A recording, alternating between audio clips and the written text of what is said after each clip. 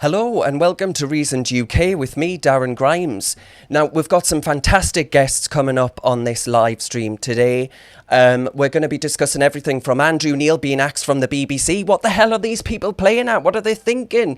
At a time when the BBC's licence fee is under attack like never before, their regressive funding model that penalises and targets single mothers and young people, they're deciding to get rid of their most popular and I guess the most expert interviewer that the Beeb has. It's just absolute madness. We're going to be discussing Conservatives on campus, how Conservatives are the real rebels in 2020, and everything from the statue, Shamima Begum, you name it, we're going to do it today. Now, as ever, comment along. I'll respond to some of your comments throughout the stream. And that's enough from me. I don't think you want to hear from me anymore, do you? Do subscribe, share, and if you can, please do donate to our GoFundMe, because we can only do this with your support. You know, Reasoned is a grassroots organisation that relies on these small donations. So please, if you can, do help out. Thank you very much. Right, let's get Lukas on. Hello, Lukas. Hi, Darren. How are you doing? I'm doing very well, thank you. Good. How are you? Now, what do you think? Conservatives, rebels in 2020? Do you think so? Absolutely. That's if you consider the Conservatives with a small c and not the party, because often that's very much confused. Exactly. But why do you think that is, though? Because when I think of the Conservative Party and I think of some of the politicians there, they care more about being good, you know, whether looking good on Twitter, etc., over being good, over actually doing good and standing up for our values and beliefs. Yeah, absolutely. I think there's a clear distinction because now MPs and I think a lot of politicians and public figures in general feel that pressure to not always stand up to what they believe, but stand up and say what people want to hear. And when I say people, I refer to Twitter usually, because that's where everyone takes a storm after anything that happens in Parliament or any speeches or any interviews. So I think there is a distinction, and it's quite sad to see, in fact, that some politicians cannot stand up to issues which many Conservative voters would like to see the politicians do. Exactly. I mean, I get emailed often by really kind people, and I'm obviously really grateful for it, and I don't wish for a second to sound ungrateful. But I'm always surprised by how many people who say, you're really brave. And I think, why is that? You know, all I'm doing is voicing my opinions. But they're right, though, because as soon as you do, you're accused of being reactionary, prejudiced, sexist or racist. And to stand up against the trend of those who want to tear down our history and our value system, you're called all of these names in the most vacuous, nebulous sense. And you're left wondering, feeling very attacked and quite lonely and isolated. That must have been your experience at university, has it?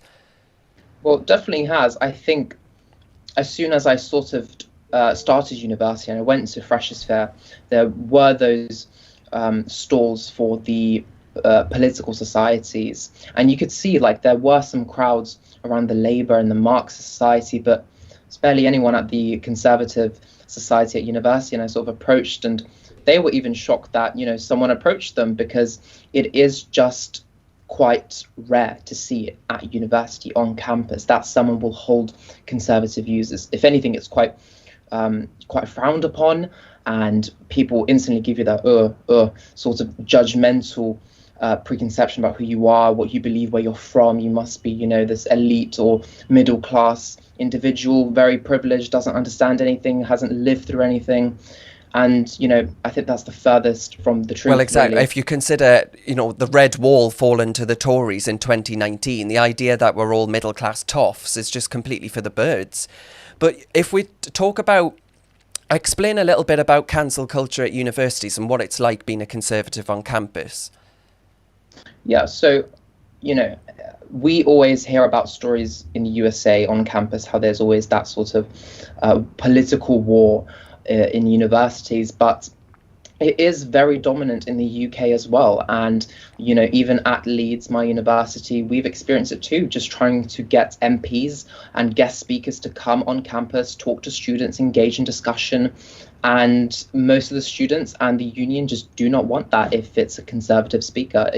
If it's an MP who is democratically elected, they're bound to be no platformed. And we struggle to get people here to discuss with us, to engage in discussions, because it just seems like it's too much effort. And if you don't have a venue yourself that you can host the speaker and the guests in, then it's bound to fail, because we tried to get Jacob Rees-Mogg to come to Leeds, and everything was planned for. We had an event hall booked through the university union, and I think 2 days before, everything just completely went to the bin, and we were no platformed. Well, Jacob Rees-Mogg was no platformed by the diversity team at the union.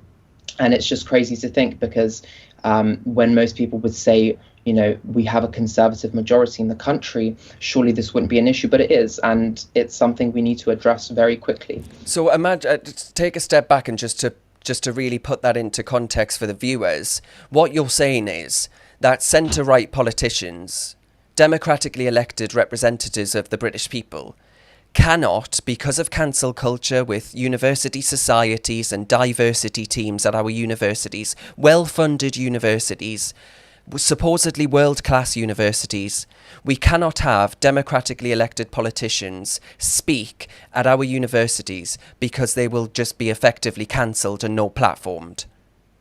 Yes, and just because at one point 3 years ago the MP may have said something, or they have policies which people find offensive, and it just works like that. Because if the views don't align with the majority of students on campus, then they should be cancelled. They should be no platform. They don't have a reason to, quote unquote, spread their hate on campus, when in fact our society, who organised it, encourages people who don't agree with this politician to come, discuss, ask questions.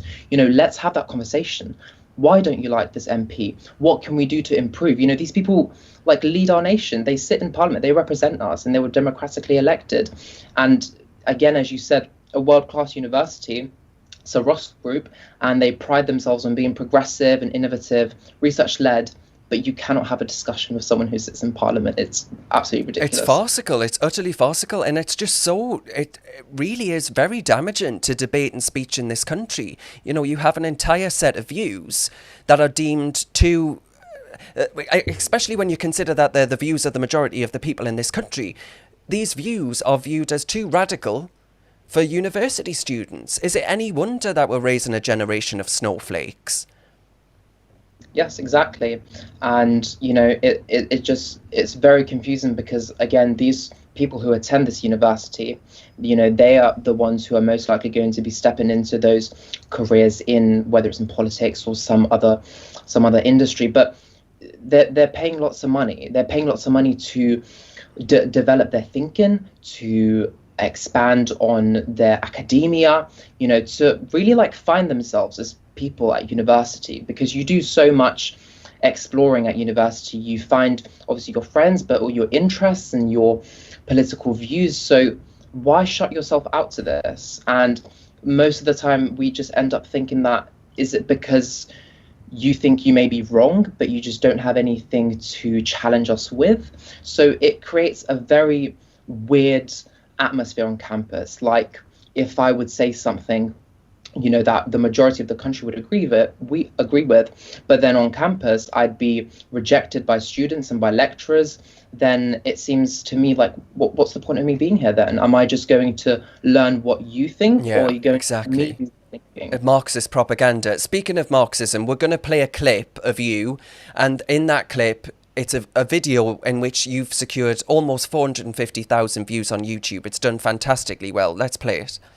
As someone who is Eastern European, it puzzles me why so many young people, particularly when they get to university, they declare their love for this horrid ideology. These same people who condemn Nazis and advocate how they stand up to fascism in all forms are the same ones who turn a blind eye to communism, when in fact there are too many ugly similarities between them. My family experienced occupation by the USSR. Freedom was fantasy. It did not exist. There was no freedom of movement, of speech, of thought, of sexual expression, or even religion. My father, at the age of 5... Now, that video obviously has done fantastically well, absolutely phenomenally well. I'd urge everyone to watch the full thing on our YouTube channel, Reasoned UK. But what do you think explains why it's done so well? You were mentioning that, the Marxist view being pushed in our universities and how there is a real, lots of young people did vote for Jeremy Corbyn, for example. But your family background, what your family lived through, as far as communism's concerned in Lithuania, it's a really powerful message, and I think that's why it's resonated with so many people. But it's one that, because of the fact that we have this cancel culture and no platforming, young people just can't hear that message. Young people just don't hear the horror story of that ideology and what it actually leads to. Yeah, absolutely. So I think, part of why it's gathered so many views and just general interest is because we're not having that discussion, and we're having so many debates and discussions about fascism and all this, and obviously we need to, but you also need to have a discussion about communism and about the past and the historical events with the USSR, because as soon as we get to that, people sort of don't have much of an opinion on it, or they support it, and that's just because they don't know much of its history. And partly I think a lot of students just need to be told the horrors of communism, and they need to understand that it is comparable to Nazi Germany and other ridiculous ideologies. So part of the success, I think, again, just that conversation needs to be started, and I'm hoping that I have started it and it will be addressed on campus, because lecturers and within academia, you do discuss Marxism and you do discuss communism, but you only discuss it as the ideology itself. And of course, all of us know that the ideology sounds perfect, lots of equality, redistribution of wealth, everyone has equal opportunity, but that's all that's discussed. They don't go into what this ideology leads to in practice, and that's where the fundamental issue is. No, absolutely. I mean, what would your message be to young conservatives on campus who are a bit too scared to, I guess, come out of the closet politically? I think, you have to express your views to some extent. You need to, because you're at university, and that's the only way you're going to progress as an individual. You need to be a bit more outspoken on your views, because if this just continues of conservatives sort of in the closet at campuses, then what is the point? Why have you, especially if you're pursuing a political degree, you need to have that discussion. If we sort of restrain ourselves from these discussions with students at universities, then there will be no progression. There will be no new ideas, and that will feed back into the cancel culture, the no platforming. It will just continue and it'll become the normal, and then when it's too soon, then you can't reverse that, and that's when we'll see the really terrible consequences, I think. Absolutely. Right, we're going to move on to talking about the BBC and Andrew Neil in particular. Now, the BBC have said that they're axing Andrew Neil's show, which to me is utter lunacy. At a time when they've made decisions on forcing pensioners, means testing pensioners for the licence fee, they're going to have to start coughing up for it. And you have pensioners who rely on their television boxes. They rely on watching the telly to combat loneliness. I think it's pretty damn outrageous for them to go after pensioners, to be honest, because they recognise the pensioners are the only ones who pay. It's young people like you and I who don't pay the licence fee, but it's pensioners that will pay for it. And there'll be plenty of pensioners who are watching BBC content. They won't be interested in paying for woke podcasts. They won't be interested in pushing editorialising, which attacks our values and culture. They won't be interested in axing Andrew Neil, who they probably quite like and respect as one of the best journalists and broadcasters in our country. I think this just goes to show, this goes to the very heart for me of why the BBC is so absolutely and completely out of touch. And I think it would be a really easy win for Boris Johnson to turn around and say, right, we're decriminalising the licence fee. Then the BBC would have to say, right, well, people can just switch off and not pay for this anymore. We're going to have to be more in tune with what the British people want to watch, with what the British people want to consume, with what the British people actually want from their state broadcaster. Do you agree with that, Lukas? Yep, absolutely. I definitely think this is an issue, the BBC being out of touch with society, with our people. And, you know, the amount of times I've just seen the hashtag to defund the BBC, it's great. It's like every single day there's something new that, you know, the people just don't want to see, or that the money is being invested into these weird podcasts talking about Karens. Yes, and, exactly. Giving money to drag queens that will go on bite size. And you know, you just think, going back to your point about the elderly, like these individuals are probably the ones who are going to suffer the most, because again, it's, you know, they don't probably have as good of an access to the internet to cancel the license fee. By the way, it's incredibly difficult to cancel your license fee for the BBC. It is like trying to break the enigma. They want to call you back. They want to keep you in, and it's just almost forcing people to stay. And the fact that you can still be criminalized for it is absolutely disgusting, in my opinion. And with the BBC saying it educates and informs and entertains, I don't think it does. I mean, exactly. We're constantly told that we need the BBC. You know, those who are in robust support of the licence fee model tell us that we need the BBC to unite the nation. The BBC, as far as its support of the Black Lives Matter protests, as far as its support of even the SNP, there was a really biased news item on the SNP talking about the Nicola Sturgeon's record polling, etc., etc. The BBC seem to be doing all they can to tear our country apart, not unite it. You know, it's biased editorialising on statues coming down as well. There are so many ways in which the BBC seems intent, absolutely hell-bent on causing division in this country and not uniting us. I really don't see why we should have to pay for it. And going back to your point there about it being unfair, I think that's why, that's the strongest argument, in my opinion, for Boris Johnson to actually do something about this. Because what happens is you have single mothers who are in the house, licence fee authorities come round, knock at the door, single mothers are in, they get handed a notice, they get fined, and if they don't pay a fine, they go to prison. It's the same with young people, students who are in their houses, they get, you know, and it's a criminal record. That's what happens to these people, mothers and young people. There's a real social justice at a time when our courts are absolutely backlogged. I think it's time that Boris Johnson and his Conservatives, with his massive majority, recognised that this is what the British people want, and recognised that there's a real social justice case to argue for decriminalising non-payment of the licence fee.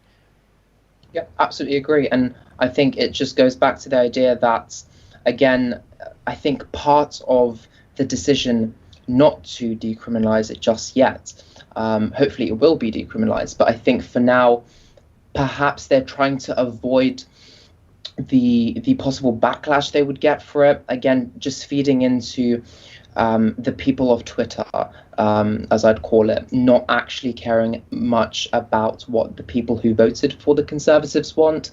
It's about seeming unproblematic or avoiding sort of issues when it comes to PR. And it just jumps to this one event, which I'm thinking of, where Dominic Raab, for example, was questioned if he saw about his stance on the Black Lives Matter movement, and you know, he was on a radio show expressing how he'd only take the knee for the Queen and his wife, then moments later on Twitter there was a tweet from him almost apologizing or saying that he does support it. So I feel like there is that sort of correction going on when it comes to politicians right now about being PC as much as they can.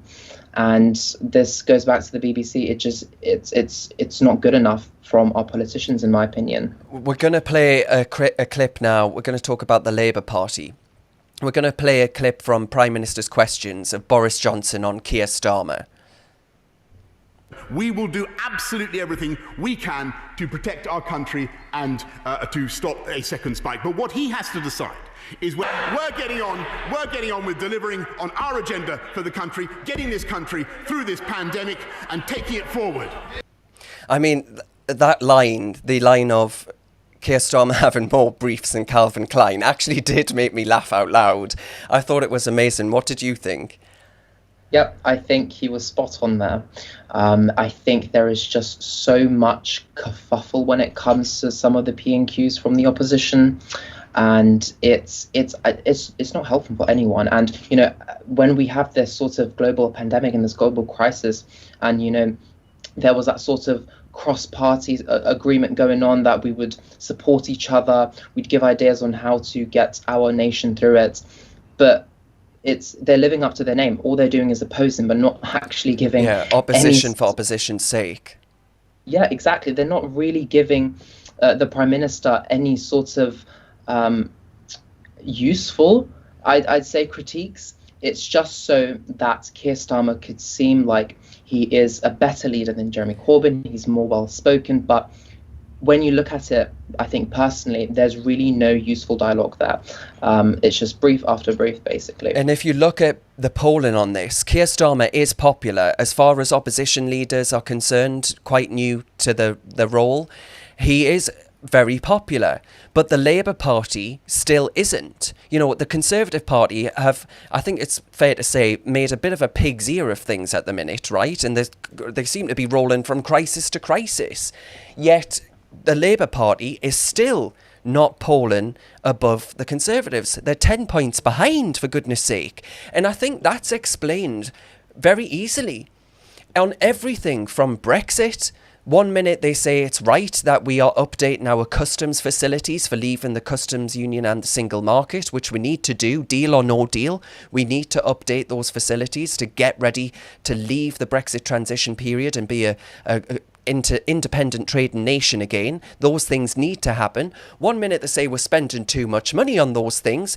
The next minute they say we're not spending enough. They still can't make their mind up because fundamentally they are Europhiles. They still have not accepted the result of the referendum, our biggest vote for anyone or anything.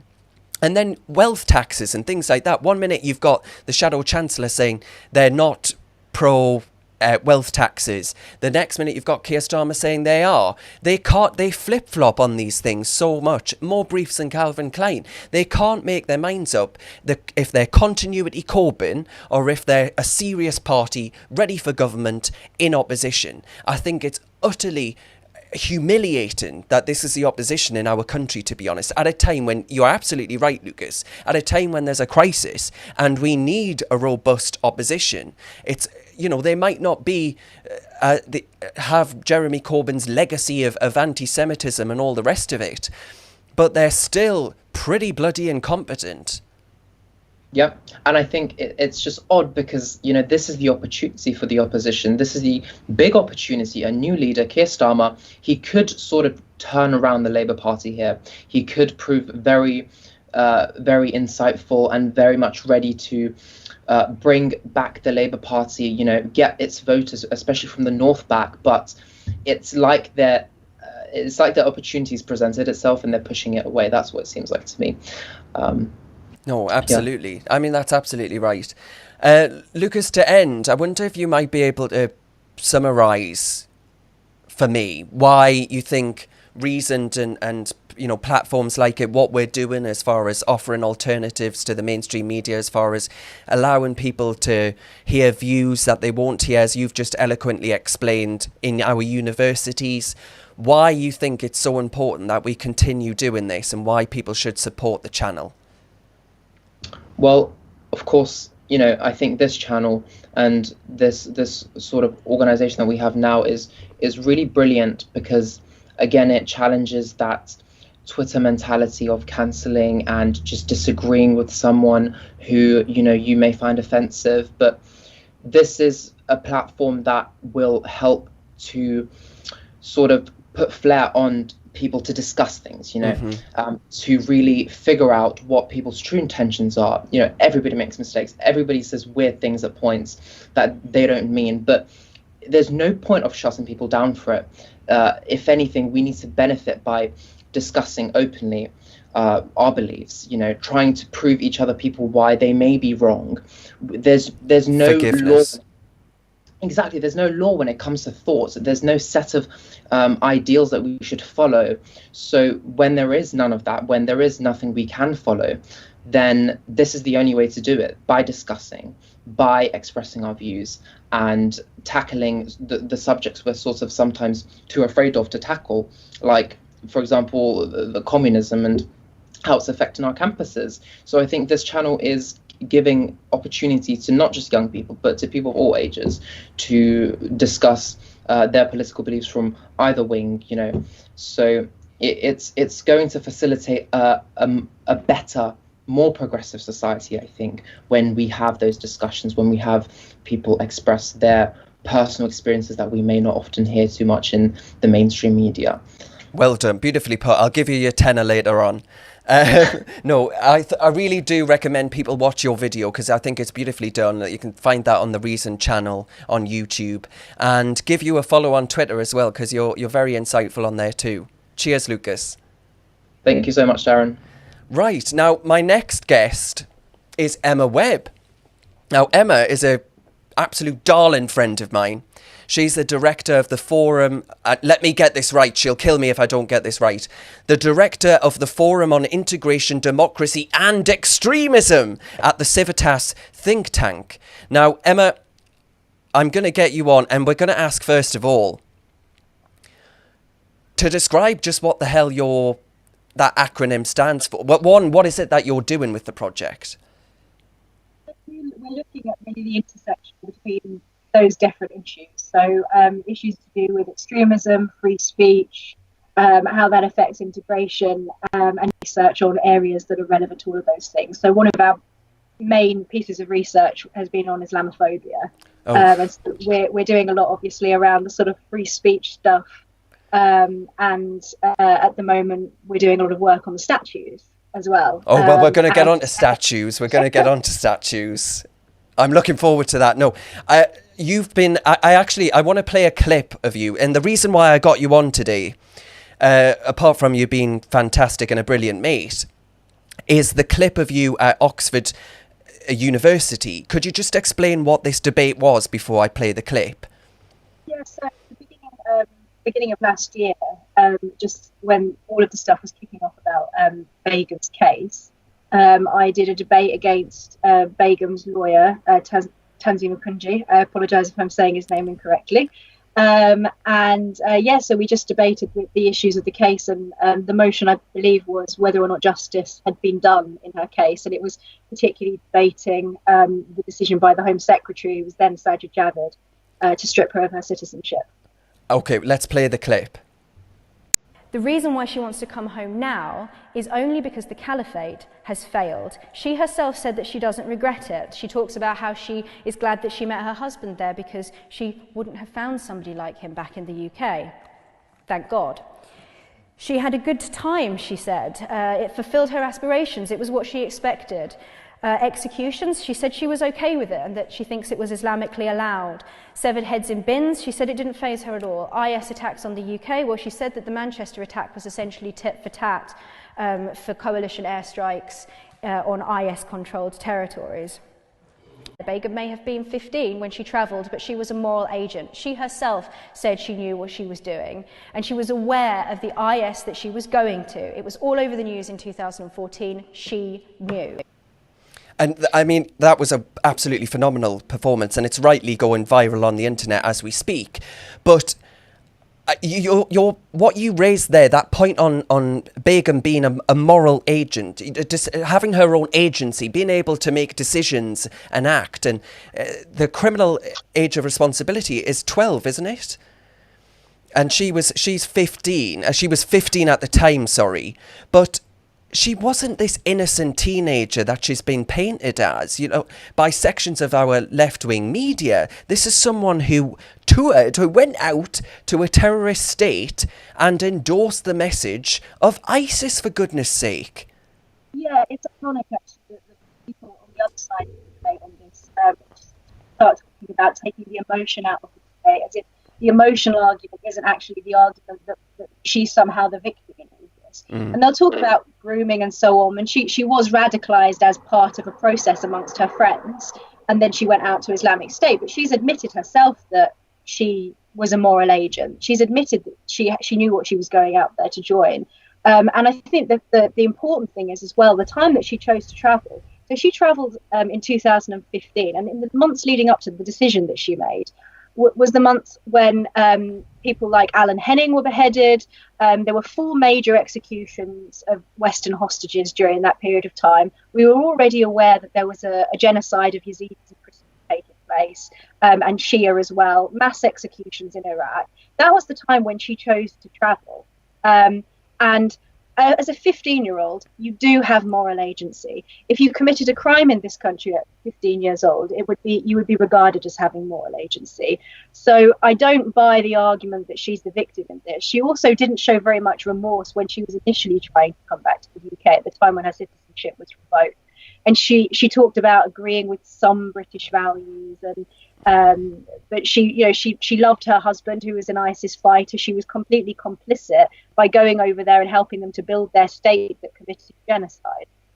So I think it's not only is it a distraction, but it's also a moral perversion to try and paint her as the victim in this. The victims are the Yazidis who were enslaved, burned alive, drowned in cages. I just think it's completely perverse to try and paint her as some kind of victim.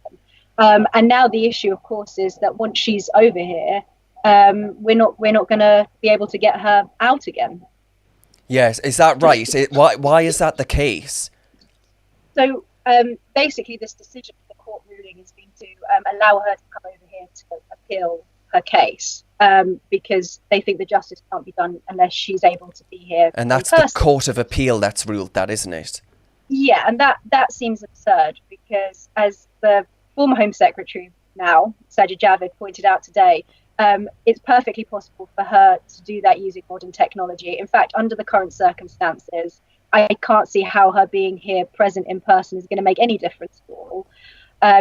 But she has a very good legal team around her, and I'm sure they're well aware that once she's in the country for good. The chances of us being able to support her are slim to none.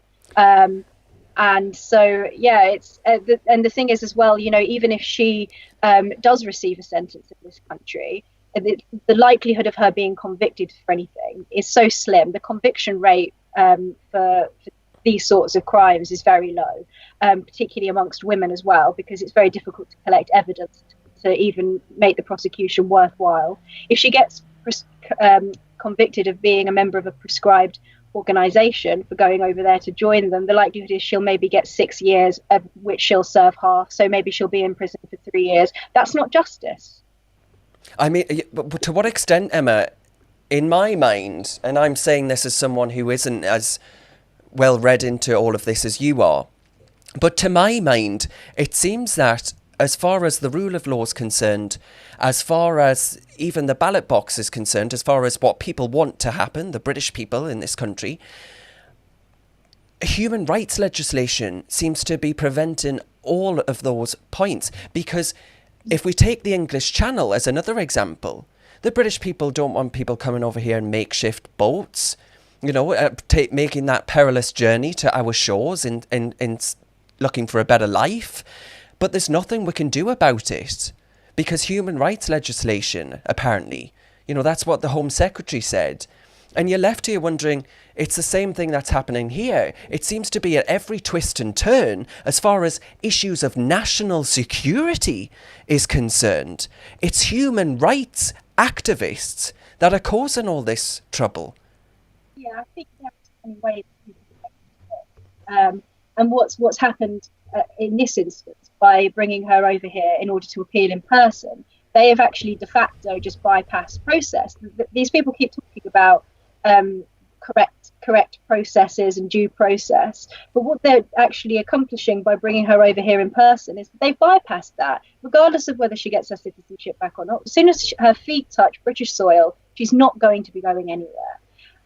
And so for all of this talk of due process and human rights and everything, that it's not the reality. You know, we've seen this in the past with really famous terrorist cases where it's been impossible for us to extradite these people or to actually to see justice done, because there are too many loopholes and barriers along the way that can be exploited by very canny lawyers, basically. But then you are left wondering, you know, with the Conservative Party majority as big as it is, what the hell are they for?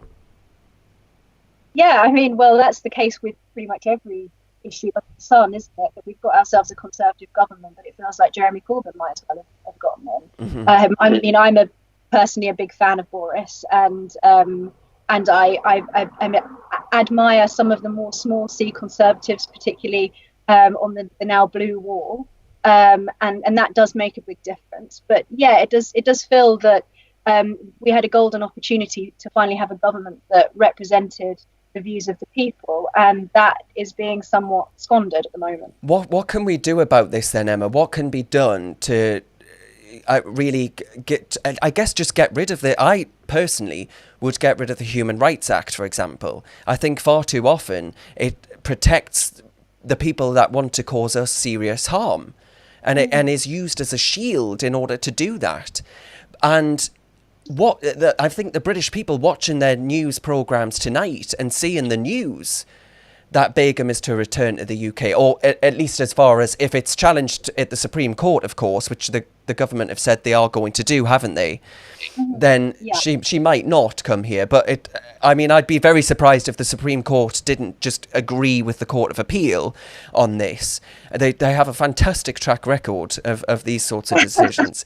But I'm wondering, what would your message be to the British people watching this in complete exasperation, wondering what the hell's happening to their country, wondering what we're doing about national security when those who've gone off to join ISIS are free to come back and check back into the UK, no doubt claim benefits, etc., and enjoy the fruits of the British values that she worked to destroy? Yeah, I think people are going to look at this as, they're seeing people being treated kindly, and in this instance, quite explicitly, her desire for justice, as it's being put quite clearly above national security. And I think not only in that, but in many other instances relating to coronavirus, relating to this neo-Marxist cultural purge that's happening at the moment, I think people will be sitting at home, trapped in their houses, feeling helpless and anxious, and I think that either the governments start listening to that undercurrent. We've seen it a little bit with the Home Office trying to challenge this. There are obviously good people in government trying to fight this out, and that's a great thing. But I don't really have a very hopeful message to give to anyone, because I'm feeling just as exasperated and helpless as the rest of them. That's a lovely. Let's move on to statues then, so people don't get too depressed. Right. I think that's going to help. No. Well, actually, that's true. But you will be very robust on statues, because I know it's something you're very passionate about, and rightly so. But I'm going to play a clip, Emma, just to introduce the topic of statues from Channel 4 News, our good friends at Channel 4 News. And for context, they'd clearly got wind that the statue that came down in Bristol, there was an empty plinth there. It was Edward Colston, wasn't it? It was his statue in Bristol. And Mr. Colston's plinth was available. So the Black Lives Matter protesters, or activists, had decided they'd make their own statue of one of the activists from the group that was there in Bristol when they tore down the statue of Mr. Colston. who is now in a museum. And Channel 4 News obviously got word of this in advance, and Channel 4 News love editorialising on these issues. They absolutely love it. The BBC and Channel 4 News are the best PR team for Black Lives Matter, for the Marxist outfit of Black Lives Matter. We might think that the slogan itself is laudable, but the Marxist outfit behind that slogan. And Channel 4 News got a hold of this and they ran with it. Let's watch the clip.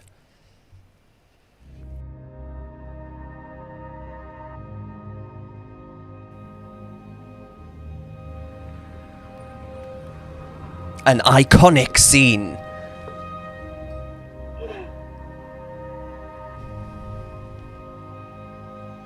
I mean, Channel 4 News are clearly loving this, aren't they? It's the most organised vigilante. It's so organised. And how much money do you think's behind this? That would have been very expensive, wouldn't it? The funding and planning that must have gone into doing this. And there she is herself, the activist, ultimate narcissism, standing there for the cameras, obviously all briefed in advance, ready for her shots in the daily press. Revolutionary stuff as well. Emma, you picked up this BBC article on statues, and you took great exception to it. Why was that? Well, because the BBC are just as bad as Channel 4 News here, aren't they? I mean, this is the first time that they've done this statue issue as well. And it's just quite clearly editorialising. So they're saying here that it's quite clear there. They're quoting somebody who's quoted in the article, but they're doing so in such a way that it seems as if it's their own opinion. Sorry. Exactly. Yeah. Exactly. But and in it, it references polling, doesn't it? But they've not given a true reporting of the facts of that poll. Yeah. No. So they've just massaged the way that they're presenting the numbers in a way. So basically what has happened is that this is something that we've been looking at closely, and I would actually encourage everybody to go to the Save Our Statues page just to keep a track on these things, because a lot of petitions get posted there that people can sign. This was one of the ones that that Twitter page has been covering in great detail. Basically what happened is this Clive of India statue in Shrewsbury, Shropshire Council had voted to keep the statue, and they had voted. It was quite a decent vote in favour of keeping that statue, and there was a petition that the petition in favour of keeping it actually had more votes than the petitions to take it down. But what the BBC did was they joined the numbers of both petitions together and said that the combined numbers of those two petitions was something like 23,000, even though neither one of them overall had more than the petition to keep it. So people could have been, signing it, double signing it. It's quite clearly editorializing, even though everything suggests from both the council and the petitions that the people of Shrewsbury would very much like to keep their statue of Clive. Yes, exactly. And that fundamentally goes to the very heart of the issue for me. Why is the BBC, our state broadcaster, and Channel 4 News, which is obviously publicly owned as well, why are the two of them so intent on pushing these narratives, on pushing these activists who want to destroy our statues and our history? Why are you so passionate about it and stopping this? Two questions there, but there you go. Well, Firstly, I think that people, again, like you were saying, also with the Begum case, people will see this and they're feeling utterly helpless.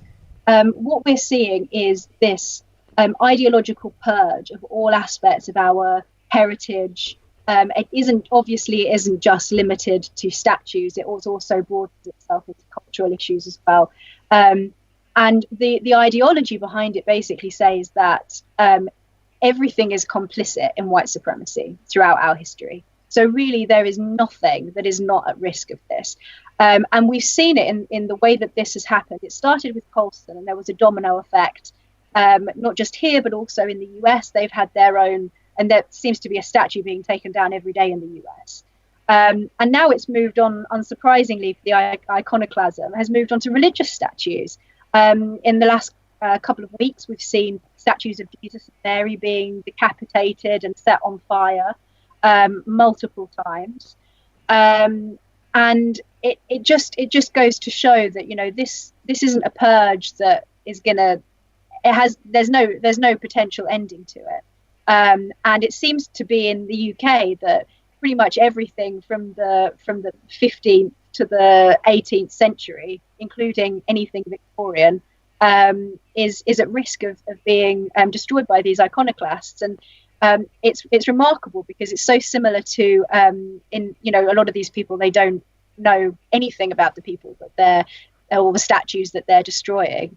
And it's very similar to during the French Revolution, when the revolutionaries took the statues of the kings, biblical kings, down from Notre Dame because they thought that they were the kings of France, and then decapitated them. You know, this is something that we've seen in all contexts of revolutionary, and it never ends well. History. Yeah, and I think we have to see this for what it is. And, you know, even and pardon me if I'm saying his name incorrectly, but David Olusoga, I'm not sure if that's Olusoga, he actually wrote a piece not that long ago in The Guardian, and describing this as an act of civic purification.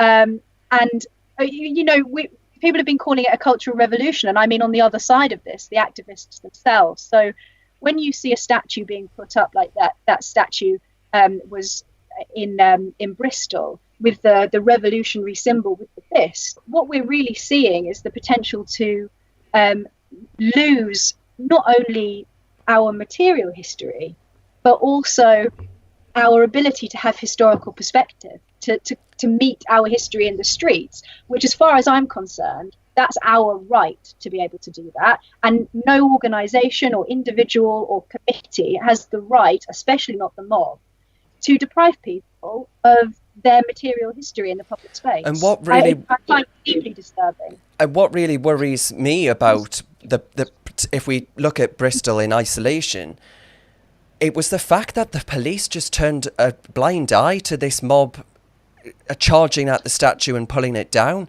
They said, oh no, too difficult. That was criminal damage. These people were guilty of criminal damage, as is recorded on camera, and the police just said, nothing to see here, too terrified of our politically correct atmosphere in British policing that the upper echelons of our police force would say, oh no, this is Black Lives Matter, we can't touch this, we'll be accused of racism and all sorts. And at the end of the day, Emma, I've got nothing against if people democratically vote, they elect councillors and they have a referendum, etc., to get rid of the statue. Fine, take down the statue. But what we saw in Bristol was the rule of the mob replacing the rule of law. And that's when we started getting really dangerous territory. And for that to happen, and then for that statue to be put up in the middle of it wasn't the middle of the night, it was about 5 a.m. they put the new statue up. And I was actually really quite heartened when Bristol Council took it down, because if they'd left it up, it sets an already really dangerous precedent, which has been set in tearing down the statue, in the mob overruling the rule of law in tearing down the statue in the first place. But I was pleased that they tore down, or didn't tear it down, but they took down the makeshift statue that the activists had put up the other day. Yeah, it's the same as the footage of the BLM rallies as well. Police were just running away. And people will see that on either side and think, oh, law enforcement is completely weak and doesn't know how to handle things. And they just start to placate the mob. And once you've started to do that, there's just absolutely no end to the sort of destruction that could take place. Actually, I don't agree with taking down statues full stop. I think that, I don't agree with taking down statues full stop for ideological reasons. If there is a structural reason to remove a statue, then that might be a slightly different thing. Yeah, if it falls on someone and kills them, for example. Unless the structural reason is being used as an excuse to remove something for ideological motives. I think what we need is more history rather than less. We need to if you want to contextualize things, that's fine. Like with this statue that was put up on Colston Flint, if you want to put up a statue of, I would love to see a statue put up of Frederick Douglass, the abolitionist. He was an American abolitionist. He was the son of a slave owner and a slave. He was an inspiring person who taught himself to read and write because he saw it as his path to freedom. Brilliant on free speech. To read his memoirs. Yes, we should have a statue of him. I think, yeah, sure, put up more memorials, put up more history. But I think also, though, when contextualizing things, we have to be balanced and nuanced about how we do this, because one of the things that has happened recently is this statue in Edinburgh of Henry Dundas. They wanted to recontextualize it with a new plaque, which I am in favour of, because I would prefer them to do that than to tear the statues down. But what you don't want, as was slightly the case with this plaque, is for the new information to just read straight out of the BLM ideological textbook, because this isn't going to help people to have a historically nuanced perspective. I think that when you understand history properly in all of its complexity, and that nobody is either perfectly good or perfectly bad, because that's just the way that humans are, and neither is any particular aspect of our history just by nature of it having been done by imperfect human beings. I think that we need to have a nuanced understanding of our history, and that should be represented in our public space, which is the case with, for example, the statues of Cromwell and Charles, King Charles facing each other in Parliament. Yeah, exactly. I think that's the sort of thing, because it symbolises a sort of tension that is part of our history, and we shouldn't be removing that from our public space full stop, and we certainly shouldn't be changing pub names. Yeah, that's a red line. Red line, absolutely. Don't attack the pubs. Absolutely, you can have everything. No, you can't have everything else. That's a joke. But I wonder, though, to what extent. I'm really quite. I'll say this, and everyone will be like, "All right, Darren, we know this. Pull the other one." I'm really proud to be British, right? I'm very proud of our history. I'm very proud of our standing in the world and what we represent around the world, and have long since done. We have a very, as you just said, history is very complex. You could go through the last 10 years and find things that were perhaps morally questionable about some decisions that we'd made. At what point do we stand up and say enough is enough? You can't. This attack, this assault on our way of life, on who we are. You see that with, I think, both Begum and some of these activists, these iconoclasts that want to tear down the statues, etc. At what point do you think people just say enough is enough, and we're just going to say no to those that want to divide us? Yeah, I think there are two aspects. I think one of them is that we're, as an era, extremely arrogant to think there are not things that we will look back on in 50 years, exactly, in 100 years' time. They'll look back on us and think, what were they doing that's absolutely morally depraved and reprehensible? That, for a start, it's do unto others as you would have done unto yourself. We should be more forgiving, because the people that follow us are going to judge us harshly too, probably, for some of the things that we're doing currently. And I think that the second aspect is that, yes, this is an attack on us as a culture and as a people. And one of the reasons I think why people feel so strongly about this, and I think the activists realise this, and that's why they're going for things that are so symbolic, is that it touches people deeply, because they feel that they are personally, and that their ancestors as well are under attack in some way.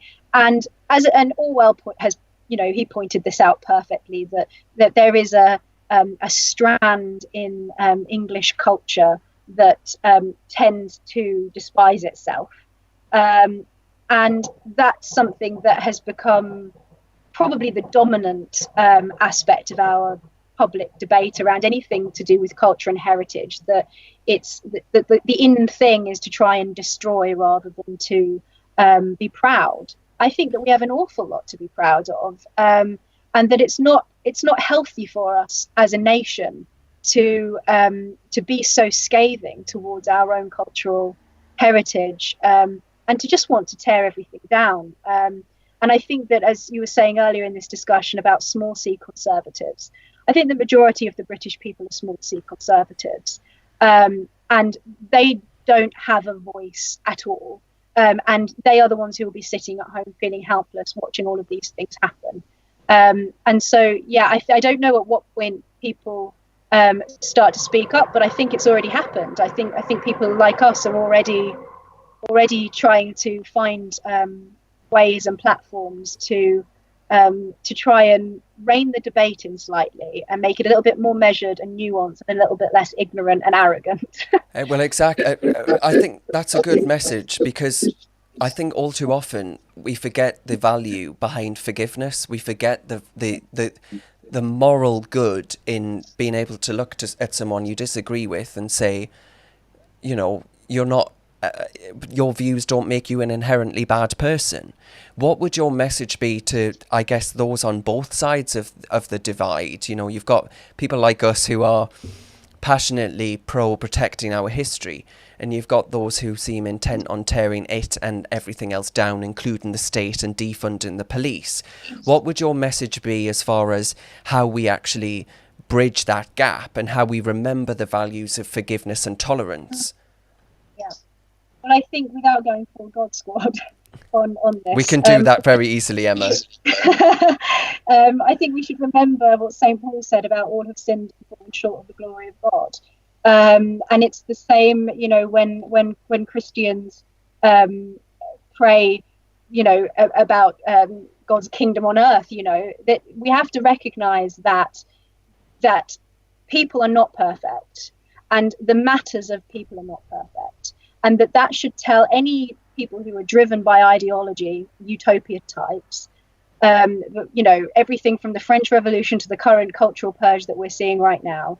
There is no way for imperfect human beings to create a perfect society. There are pros and cons to every system. We have to gradually work our way towards solutions that work and are good and are, you know, moral and ethical.